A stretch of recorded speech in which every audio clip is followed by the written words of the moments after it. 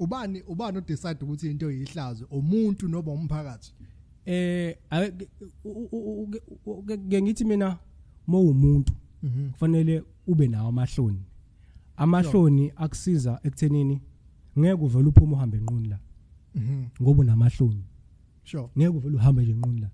yabo ngeke uvele usuke nje sikubone nje uhamba nje bawuzela uhamba ukangise ngomuntu wakhakhane ungaguli ngekhanda sure uphila nje saka amahloni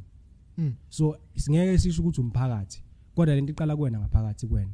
into eqala kuwena ngaphakathi thina umphakathi suke sesishaya isipili sokugcina so kunabanye abantu abangakwazi ukuyibona into eyihlazo nento eyamahloni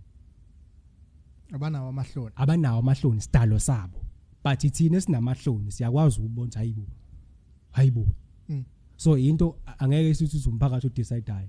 umphakathi usukubona lento ongenayo wena ukuthi hayi wena unawo amahloni wena ungeke uyenze into enje unamahloni ngiyabo ngeke ngivele ngisuke ngihambe enquni nje ngingaqoki kunabantu besifazana ukuthi umuntu ugqokile uyambona ngisho ukumbona ukuthi isitho somzimba wakhe simi kanjani singakephi ngoba lo muntu le ngeke sithi inkululeko amahloni awekho